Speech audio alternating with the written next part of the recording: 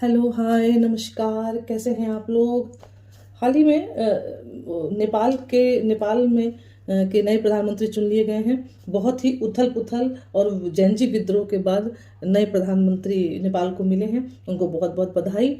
और मैंने सुना है कि वो भारत से ही उन्होंने बेंगलोर से पढ़ाई की है, तो वो बहुत हद तक भारत की राजनीति को भी बहुत अच्छी तरह से समझते ही होंगे। और उनके वो एक पिछले उसमें एक मतलब सिंगर रैपर रहे हैं और यंग टीम जनरेशन में बहुत नेपाल में फेमस रहे हैं। बहुत अच्छे गाने उन्होंने रैप के माध्यम से सोशल गाने बनाए, जिससे कि यंग टीम उनसे जुड़ी।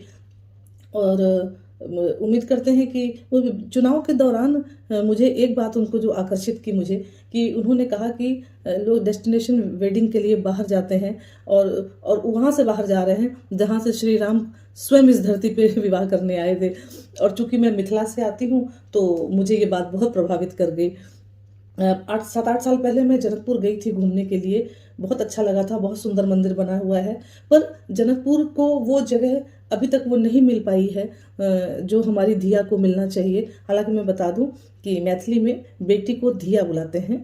तो जो हालांकि प्रधानमंत्री जी कुछ थोड़े विरोधी बयान भी दिए थे, ठीक है, वो सब राजनीति में चलता है। पर हमें ध्यान रखना है कि हमारी नेपाल और भारत की संस्कृति के बीच हमारी बहन आती हैं और हमें अपनी बहन के लिए काम करना चाहिए। हमारे भारत और नेपाल दोनों को मिलके हमारी बहन जो सीता है उनको वो उनकी जगह को वो जगह नहीं मिल पाई है अभी तक। विश्व स्तर पर इस ऐसा स्ट्रक्चर तैयार किया जाए, जैसा कि उन्होंने डेस्टिनेशन वेडिंग के बारे में बताया था। कुछ ऐसा स्ट्रक्चर मंदिर के आसपास बनाया जाए कि लोग वहाँ अपने विवाह के लिए जाएं। ये विचार उनके बहुत अच्छे लगे थे हमें।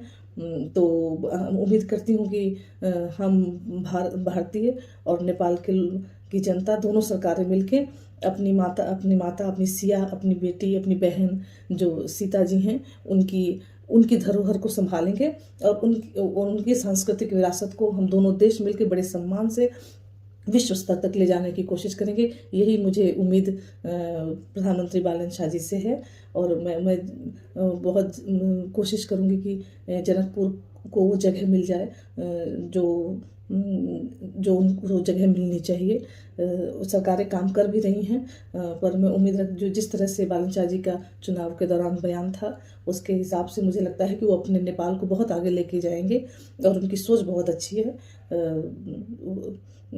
उम्मीद करते हैं कि हमारे और नेपाल के संबंध और अच्छे हो जाएंगे और जल्द ही सांस्कृतिक विरासत के रूप में हम दोनों देश एक साथ आगे बढ़ेंगे। धन्यवाद।